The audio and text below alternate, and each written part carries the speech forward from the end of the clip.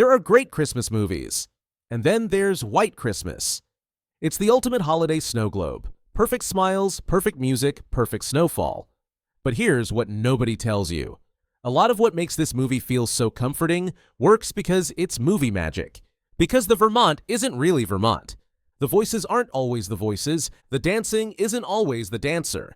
And the song at the center of it all was already carrying World War II heartbreak. Long before this film ever existed.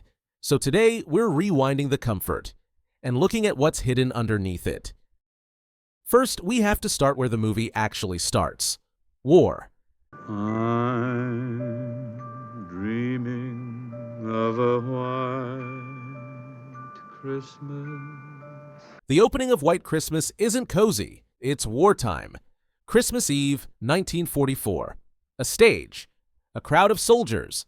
A room full of uniforms and exhaustion. And that quiet, specific look people get when they're trying not to miss home too loudly.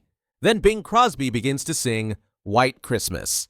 And right here, the movie does something incredibly smart, because that song wasn't just a hit, it was already emotionally wired into the real world. Crosby first performed White Christmas in 1941, then recorded it in 1942, right as the war was reshaping everything. By the time audiences saw this movie in 1954, the song wasn't nostalgic. It was personal. So when he sings it to soldiers in the film, it doesn't play like background music. It plays like memory, like yearning, like a wish whispered into the dark. Please let me go home. Please let the world be normal again.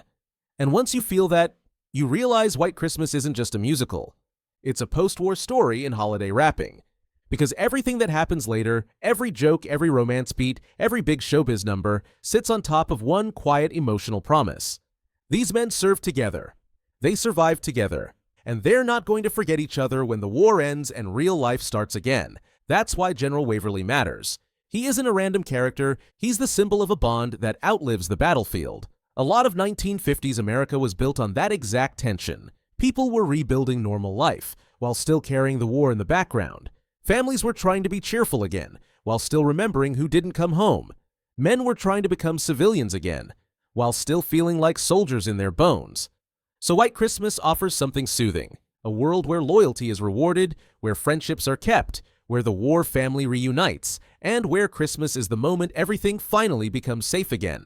That's the foundation, and now that we've said it, here's the twist. Everything comforting about this movie, the town, the snow, the performances, is built like a stage show. Which brings us to the second layer of the snow globe. Let's talk about the Vermont in White Christmas, because this might be the most famous Vermont Christmas movie ever made. And Pine Tree, Vermont is fictional. And the movie wasn't filmed in Vermont. Most of it was shot on studio sets, controlled, built, lit, and timed like a machine. Which honestly explains everything. Because real winter is messy. Real snow turns gray. Real roads get wet. Real people shiver and squint and do that thing where your nose gets red and your eyes water. Hollywood winter is polite. Hollywood winter falls on cue. Hollywood winter looks pretty under a key light. Picture the reality behind the camera. A soundstage, a painted backdrop, a snow machine blowing perfect flakes, just enough to sparkle, not enough to ruin anyone's hair. A crew member off to the side watching the snow fall like, okay, good. Now dial it back before it hits the microphone. And between takes, someone's literally raking the fake snow back into place, like it's a Zen garden, so the next shot looks perfect again. And if you think the movie only fakes the town, no. It fakes the arrival too. That iconic train station moment, steam, platform lights, small town charm. That's not Vermont either.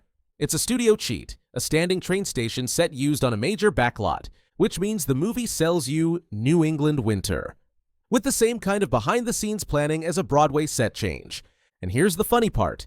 This Vermont fantasy is so carefully built. It even borrows pieces from the wider Hollywood ecosystem to make you believe it. Because the goal isn't geographic truth, the goal is emotional truth.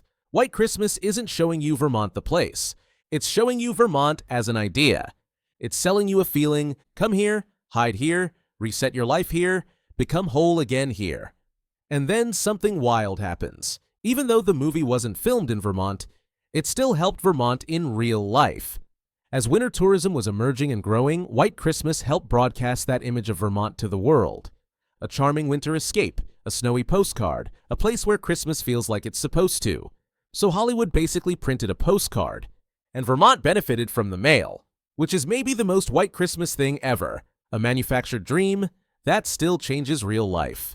And once you accept that the town is a carefully designed set, you start noticing the same set design logic everywhere else. Because the snow globe isn't just the location, it's the performances. Classic Hollywood musicals were obsessed with one thing, making everything look effortless. And sometimes, to make something look effortless, you quietly stitch together multiple talents behind the curtain. That's why Vera Ellen feels like a miracle in this movie. Her dancing is unreal. She moves like gravity signed a non-interference agreement. But when it comes to singing, Vera Ellen's singing is dubbed. Her singing voice is credited to Trudy Stevens. So what you're seeing on screen is a classic studio hybrid. Vera Ellen's presence and movement, paired with another performer's voice, creating one seamless character. Now, if you're thinking, okay, sure, old Hollywood did that. Yes. But what makes White Christmas especially sneaky is how cleanly it hides the seams. Because nowhere is the trick more perfectly disguised than the song Sisters. On screen, Sisters looks like a duet between Rosemary Clooney and Vera Ellen, two performers in perfect harmony, smiling like they've been doing it their whole lives. But the audio reality is Rosemary Clooney and Trudy Stevens, which means Sisters is literally a duet with an invisible singer. And for years, people kept repeating a rumor that Rosemary Clooney dubbed both parts, like she was duetting with herself.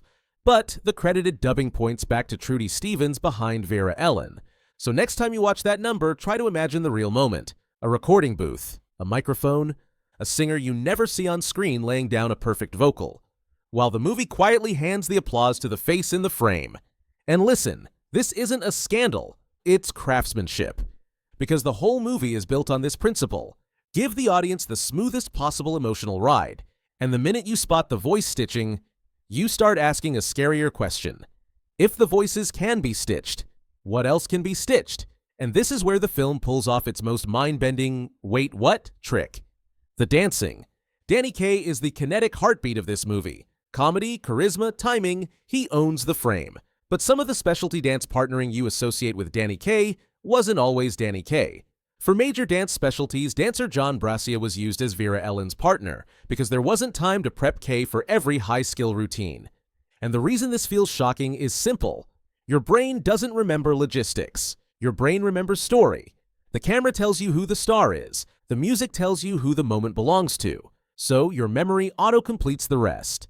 That's the genius of the studio musical. When it's done right, you don't see the stitching. You just feel the magic.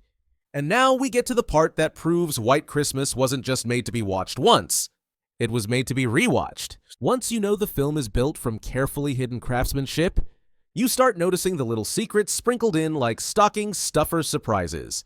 Here's one of the best blink and you'll miss it Easter eggs. In the movie, there's a photo shown of the Haynes sisters' brother, freckle-faced Haynes. That photo is actually Carl Alfalfa Switzer from our gang, the Little Rascals. It's perfect because it does nothing for the plot. It doesn't scream for attention. It just sits there like a tiny wink from the filmmakers. And once you know it, you can't unknow it, because now that scene isn't, oh, the brother. It's, wait, Alfalfa is canon in White Christmas. And the movie hides another kind of secret too. This one isn't a photo cameo. It's a future legend, still anonymous. The film includes an early uncredited appearance by Chukir Is among the dancers, years before he'd become iconic and win an Academy Award for West Side Story. So buried inside this warm holiday classic is someone you'd never recognize on your first watch. Still in the chorus line, still one of many, still waiting for history to catch up to his name. That's part of the joy of old musicals. They're time capsules. You rewatch them and realize the future was forming in the background the whole time. So what does all of this add up to? So here's the real secret of White Christmas. It isn't trying to be realistic. It's trying to be comforting. It takes war memory and turns it into loyalty. It takes longing and turns it into home. It takes Hollywood sets and turns them into Vermont. It takes hidden voices and dance doubles and borrowed locations, and smooths it all so cleanly that it feels effortless. A fake town that becomes a real feeling. A borrowed train station that becomes your idea of arrival. A dubbed voice that becomes the song you remember. A dance double you never notice because the rhythm is perfect. A hidden alfalfa cameo for the eagle-eyed, a future Oscar winner in the background before the world knows his name, and at the center of it all, a song already soaked in World War II yearning. That's why White Christmas still works, because it doesn't just show you a holiday, it gives you a place to live for 2 hours, where the snow falls on cue, where people keep their promises, and where home is always waiting.